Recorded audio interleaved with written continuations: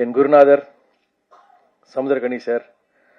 அவருடைய முதல் அவர் இயக்குன ஒரு சின்னத்திரை சீரியல் தான் நான் நடிக்க ஆரம்பித்தேன். ஸோ அப்போலேருந்து நான் அவரை பார்த்துட்டு இருக்கேன். ஸோ ஒரு வெற்றி இயக்குனராக சின்னத்திரையில் இருந்தார். அதற்கு பிறகு திரைப்படங்கள் போய் இயக்க ஆரம்பித்தார்.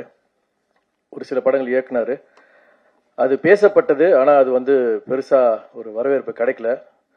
அதற்கு பிறகு எந்த ஒரு யோசனையும் இல்லாமல் மீண்டும் சின்னத்திரைக்கு வந்து திருப்பி இயக்குனார்.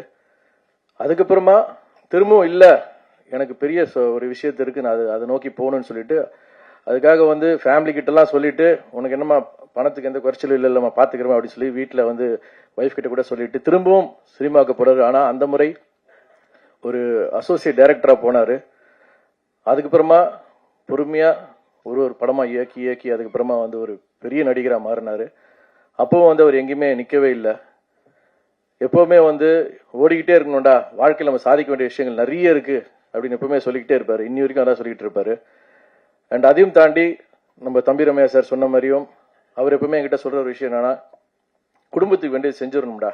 ஆனால் அதை தாண்டி நம்ம வாழ்க்கையில் ரிலாக்ஸ் ஆகிற கட்டத்தில் நம்ம திரும்பி பார்க்க போது நம்ம என்ன படைச்சோம், நம்ம என்ன பண்ணியிருக்கோம், என்ன சாதிச்சிருக்கோம், இந்த சொசைட்டிக்காக நம்ம என்ன கொடுத்துருக்கோம் அப்படின்னு நம்ம திரும்பி பார்க்கும் போது நம்ம பேர் சொல்ற மாதிரி ஒரு 20 படைப்புகளாக இருக்கணும் அப்படின்னு அவர் எப்பவுமே சொல்லிக்கிட்டே இருப்பாரு.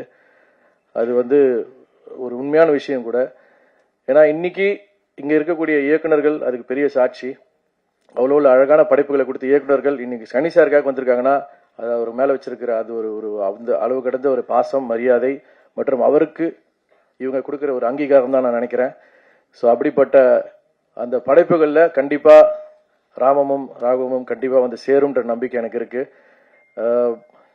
அவர் இப்ப சொன்னாரு, அதாவது தன் பிள்ளைகளுக்கு தாண்டி ஒரு மகனா என்ன அவர் பாதிச்சு அவர் அங்கீகாரம் கொடுத்திருக்காரு. உண்மையில ரொம்ப சந்தோஷமா இருக்கு.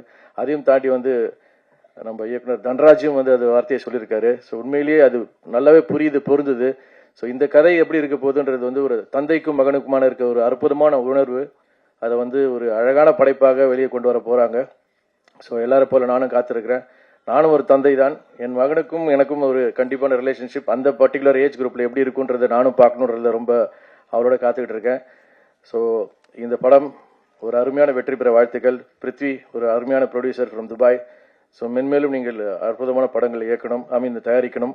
அதே போல தன்ராஜ், வெல்கம் டு தமிழ்நாடு. தமிழ் உங்களை வாழ வைக்கும், கவலைப்படாதீங்க. All the best.